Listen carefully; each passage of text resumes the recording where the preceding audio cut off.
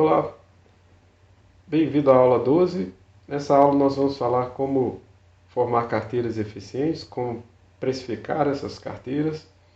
Vamos falar também de bolhas que ocorrem na economia e um pouco de economia comportamental. Eu sou o professor Vitor Sena, esse é o período letivo especial de 2020 do curso de Microeconomia 2 da Universidade Federal de Ouro Preto. Então vamos lá para a nossa aula. Essa aula, na verdade, é uma aula que muita gente se interessa por ela, porque ela fala em como investir, né? Estamos tendo uma onda de investidores novos na bolsa, está todo mundo interessado nesse assunto e isso aqui é os fundamentos, né? São os fundamentos para você entender como funciona o investimento na bolsa de valores, investimento em ativos que possuam risco, tá? Bom, essa aula está programada aqui com 5 tópicos, né? O primeiro tópico a gente vai repassar aquela noção de risco e retorno. O segundo tópico a gente vai falar de carteira eficiente. O terceiro tópico é modelo KPM, Capital Asset Pricing Model. O quarto tópico é sobre bolhas e o quinto tópico sobre economia comportamental. Eu vou dividir esses vídeos dessa aula em 12.1 para esses dois primeiros tópicos, 12.2 apenas para o modelo KPM e 12.3 para a parte de bolhas e economia comportamental. Ok? Então vamos lá. Bom, voltando aqui ao trade-off chamado trade-off risco e retorno, tá? A gente já falou um pouco desse trade-off, embora nós não nomeamos assim na aula 11. Trade-off é a palavra que os economistas usam para referir a uma troca de uma coisa por outra. No caso aqui, é uma troca de risco por retorno. Ou melhor, o investidor averso ao risco que toma maior risco, ele vai pedir em troca maior retorno. Tudo bem? Então, a teoria do consumidor, e aí no caso a gente está aplicando também para o investidor, pode ser aplicada à decisão de investimento em ativos de risco. Vamos entender como isso funciona. No geral, assumiremos investidores aversos ao risco. Preferem maior retorno com menor risco.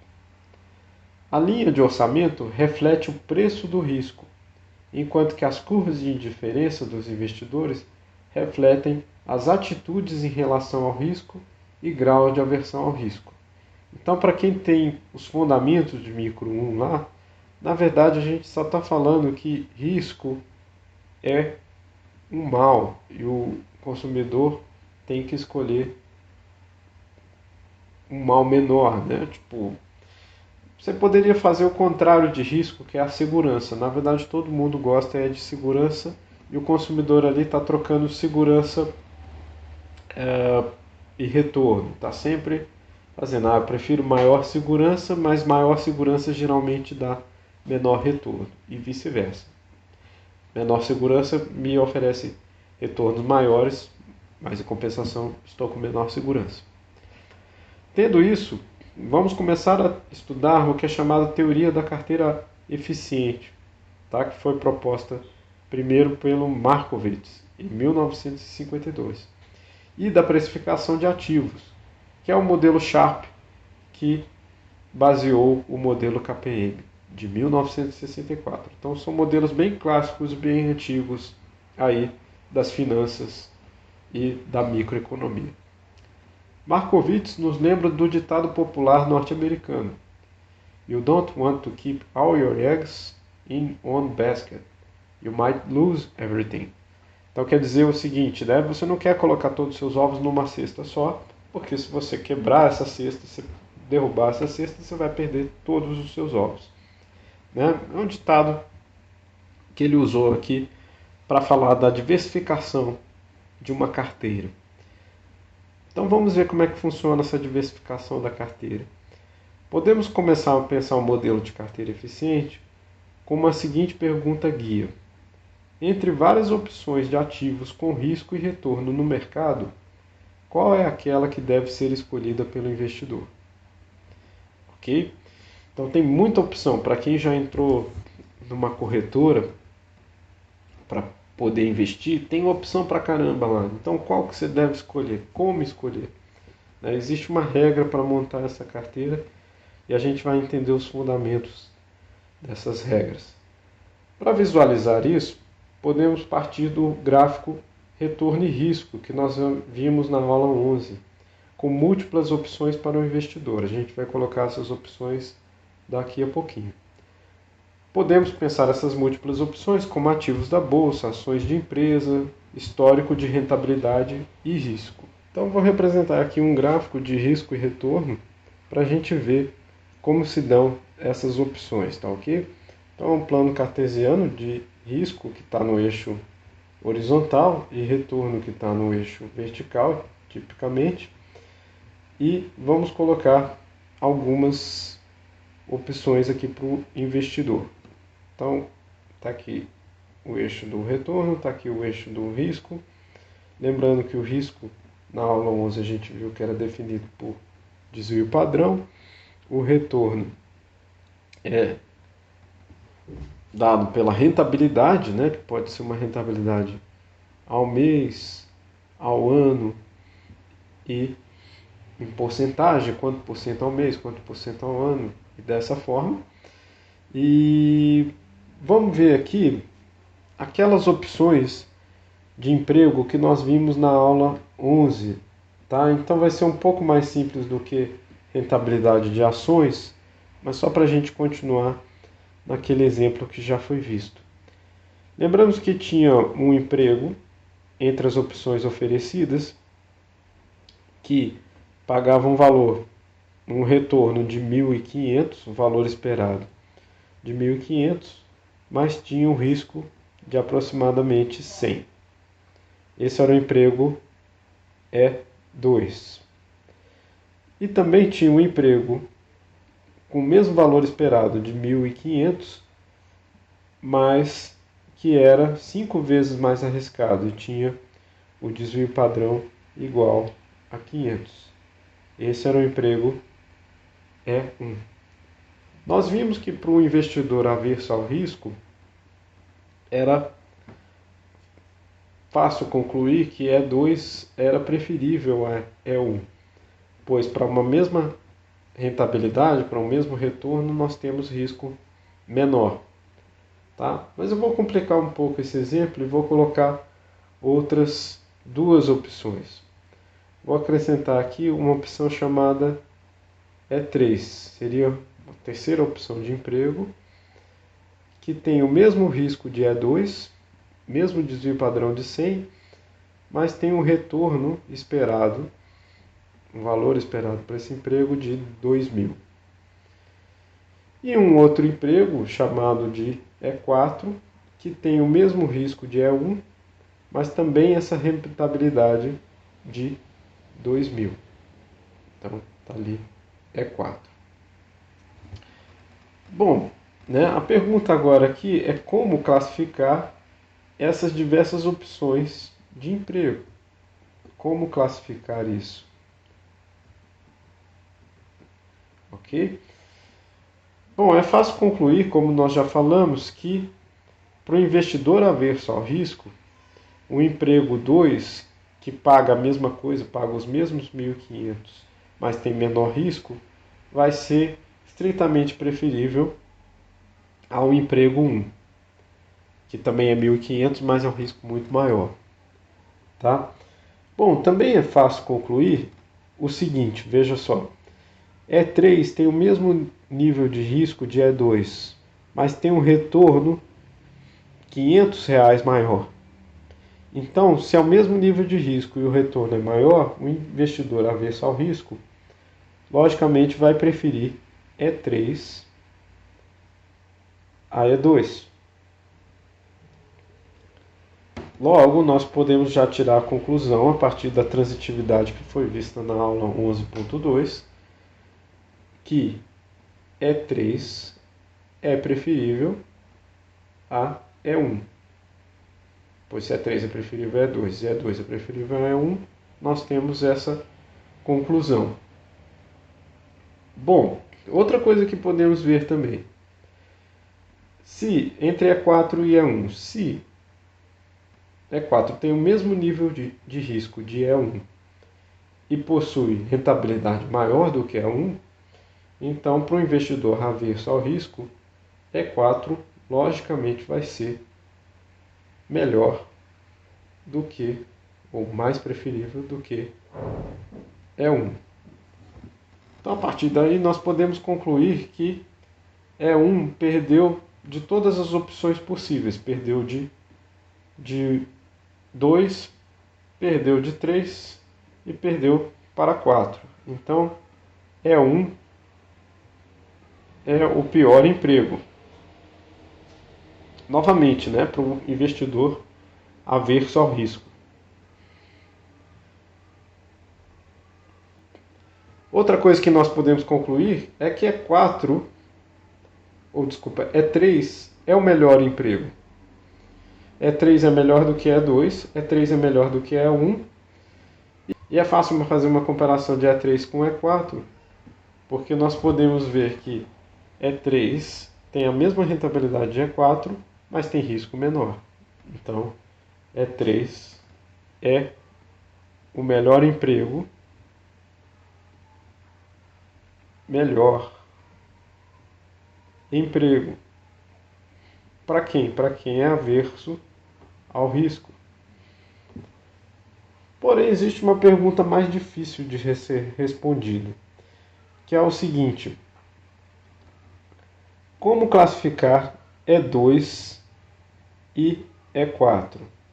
Ou, em outras palavras, E2 é preferível a E4? Você pode olhar que, pela transitividade somente, sem falar das preferências, eu não consigo responder a essa pergunta definitivamente. Eu vou precisar de mais informação para responder essa pergunta. Então, deixa eu fazer aqui um mapa de indiferença que vai ajudar a entendermos esse problema. Então, novamente aqui estou fazendo o gráfico de risco e retorno. Nós vimos que o investidor averso ao risco, ele possui um tipo de preferência desse modo aqui. Então, vai ser sempre uma curva convexa em relação à origem, com curvas de indiferença maiores à medida que eu me desloco para cima e para a esquerda. Então, essas curvas de indiferença desse investidor aqui são sempre maiores à medida que eu vou nessa direção. Esse indivíduo é averso ao risco, pois nós sabemos que para adotar maior risco, ele demanda maior retorno. Tudo bem? Então essa é a lógica por trás desse comportamento dessa função. Mas nós podemos fazer também outro tipo de função de um indivíduo que tem também um mapa de indiferença avesso ao risco, mas é um pouco menos inclinado do que o consumidor que eu fiz, o investidor que eu fiz em verde. Então veja só, posso fazer um mapa de diferença dessa maneira aqui.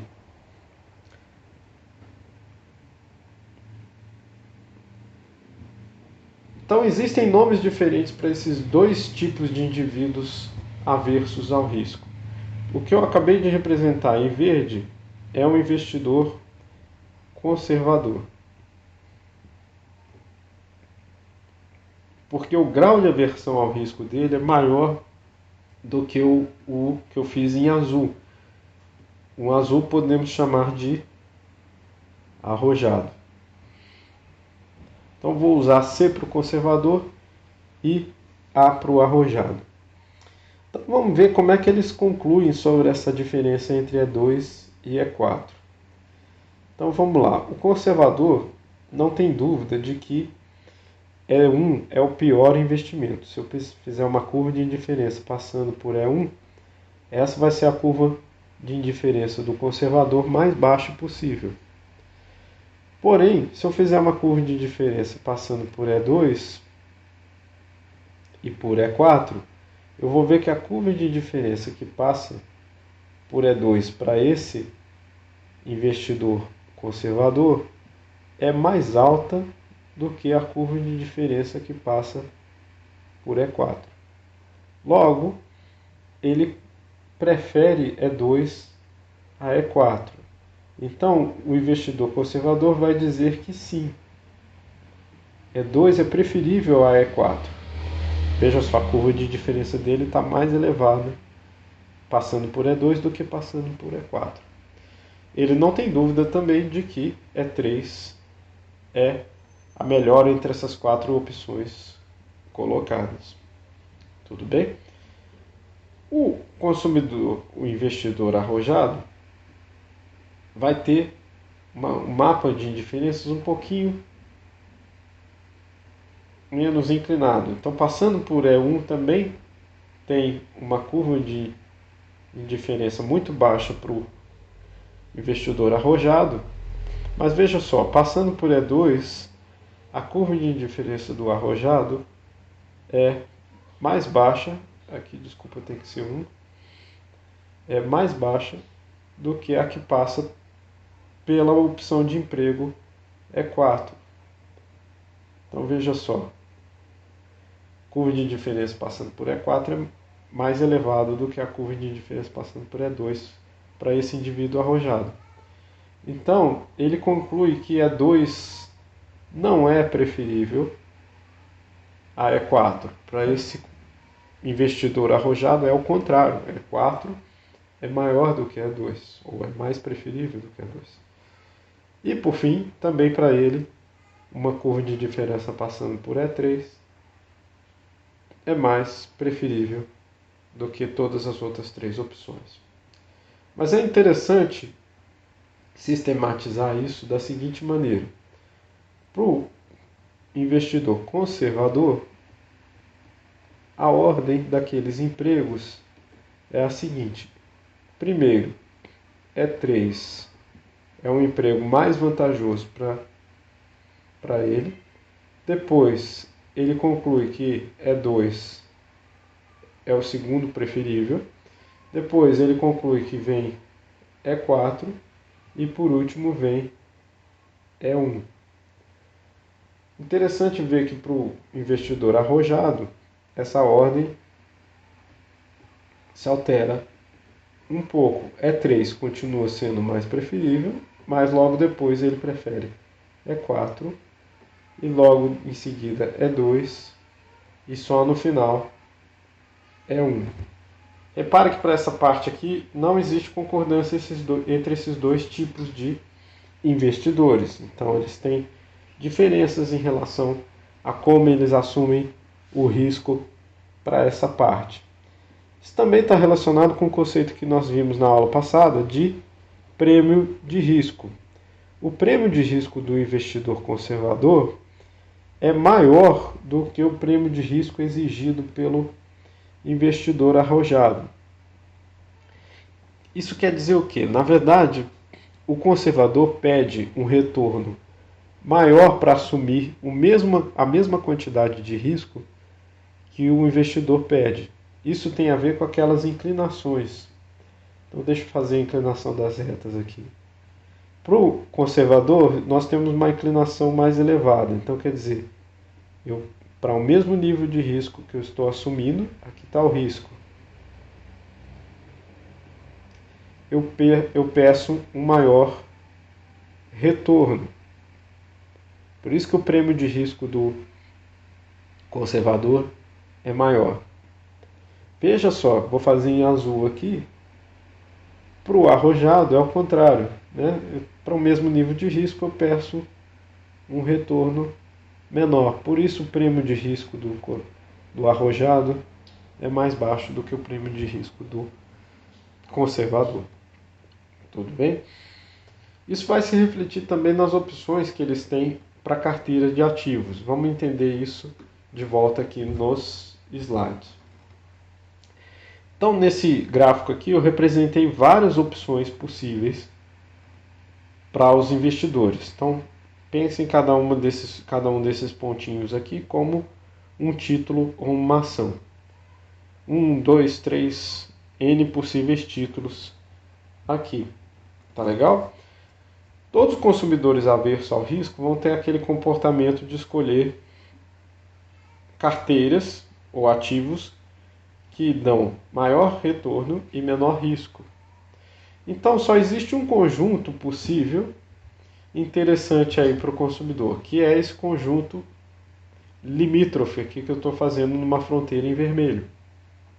Então veja só que esses ativos aqui são os candidatos mais fortes para serem alvo de uma carteira eficiente, uma carteira melhor. Seria tal como nós fizemos ao escolher o emprego 3 dentro desse mapa aqui de indiferenças do exemplo anterior. Então, o que acontece é que ao escolher entre os ativos, o investidor vai escolher entre esse ativo A, que está aqui na ponta, e o ativo B. Tudo bem? O investidor com esse determinado nível de aversão ao risco.